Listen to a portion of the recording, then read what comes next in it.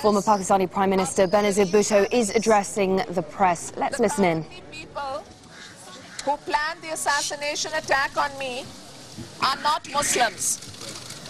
No Muslim can attack a woman. No Muslim can attack innocent people. I am grateful to Almighty Allah for protecting me, for protecting the leadership of the Pakistan People's Party, which was on the truck with me, for protecting all the other people who were there. I am grateful to them, to God, for protecting me through the security guards that we had put together, known as the Benazir Janissars, and the police who lost their life in defending the top leadership of the Pakistan People's Party. In fact, I had said to them that I don't want the top leadership on the truck with me because I knew that there would be attempted assassination attempts. But then finally, we agreed that the parliamentarians would not be on board the truck, but the leadership of the PPP insisted on being there with me because they did not want me to be there without them. I also want to mention here that as we entered the Shara-e Faisal, we saw that the sun had set, and as the sun set, we saw that the street lights had been closed. And while I am not blaming the government for the suicide attacks on me, and while I'm not blaming the government for the assassination attacks on me at this stage, nonetheless, we need to have an inquiry as to why the street lights had been shut. For hours, the street lights were shut.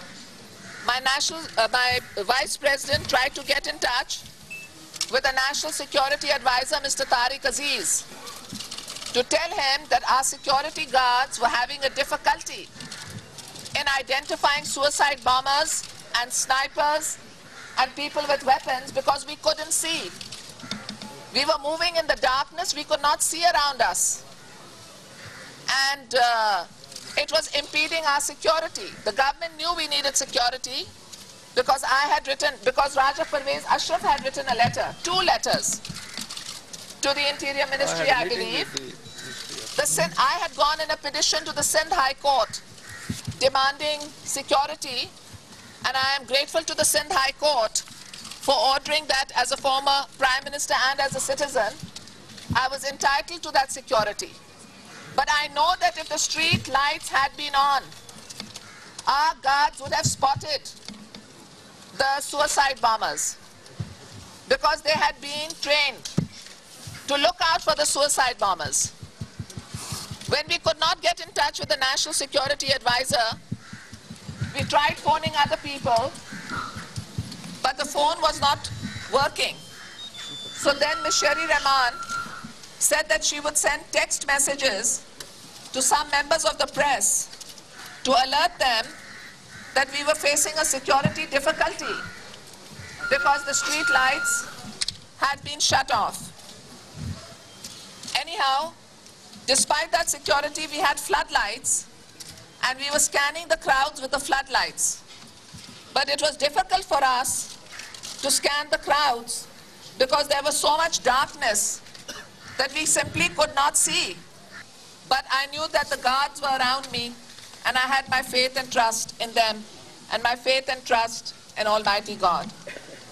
Now, as we proceeded, 1 hour before the suicide attacks that were meant to assassinate me, and with me, the top leadership of the Pakistan People's Party, our security guards arrested 1 man with a pistol and handed him over to the police.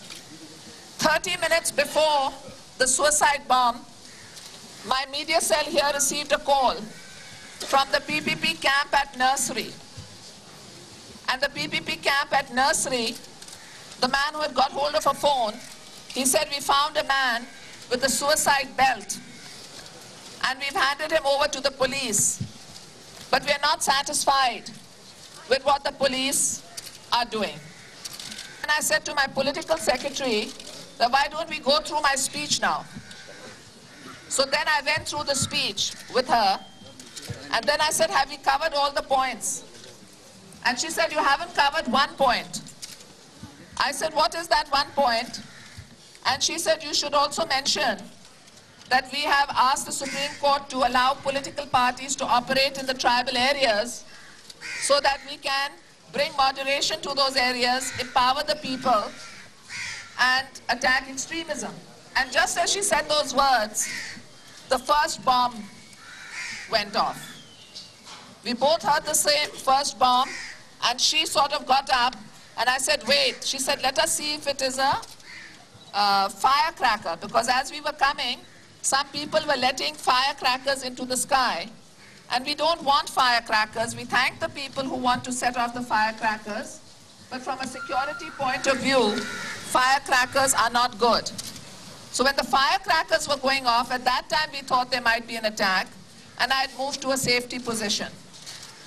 But then at that moment when she got up, something in my heart told me that this is not a firecrack, it is a suicide attack. So I told her, wait. And we could see the light. And then as we waited for about 30 seconds to 60 seconds, we saw the sound, heard the sound, and saw the huge orange light and bodies spilling all over.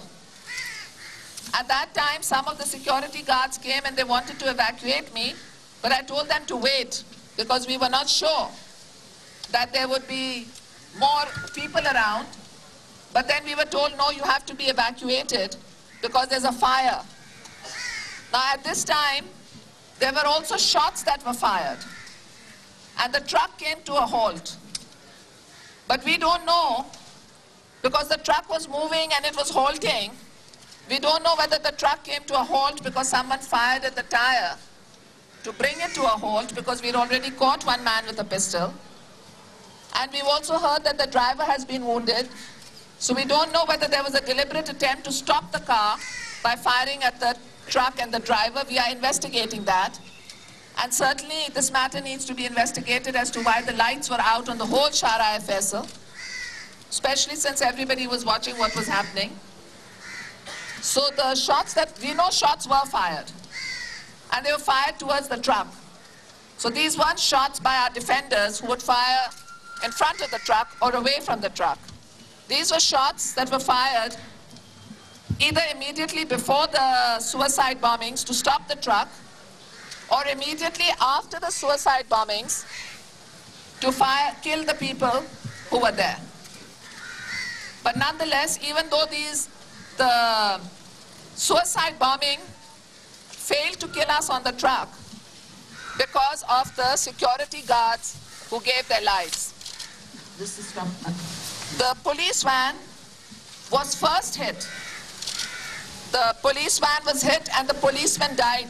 I don't know how many, there were 10 in that or 20 in that, but they all died.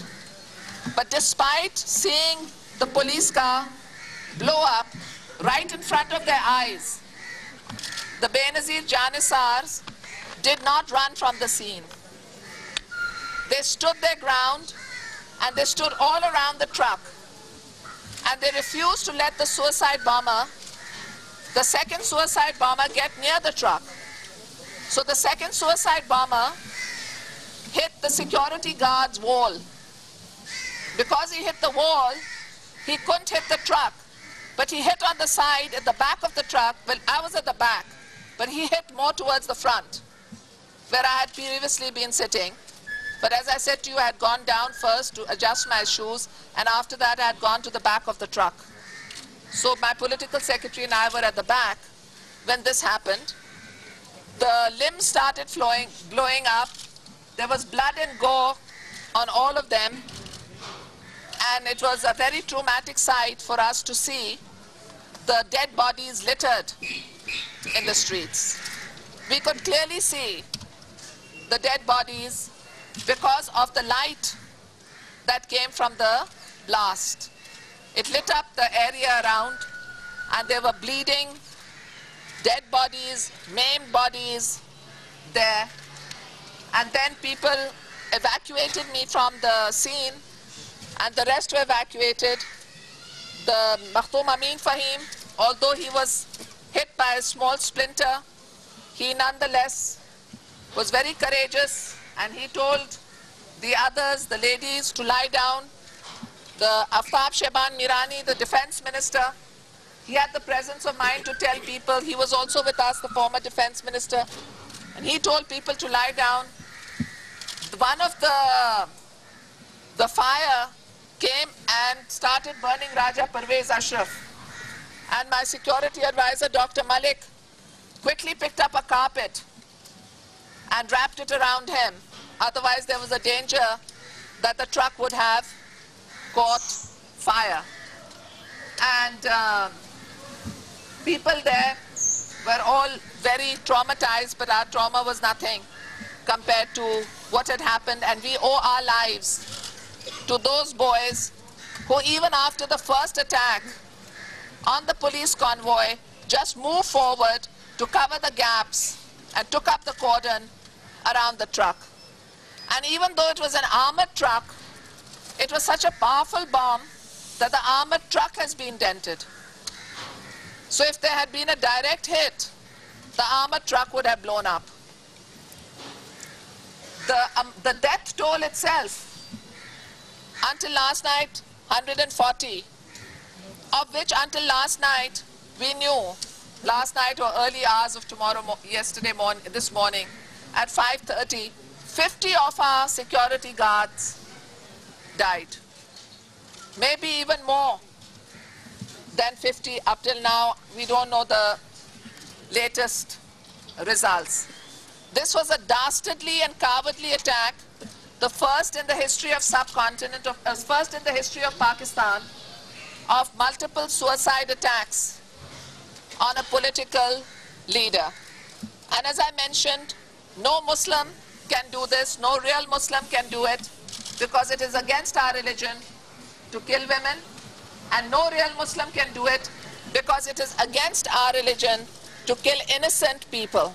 A woman died, a small child who had come with her parents also died. These were innocent. That little child and all the security guards were the flower of our nation. They had so much to live for. They were the hopes and dreams of their parents. Their parents' lives have now been destroyed, for they have lost their beloved children.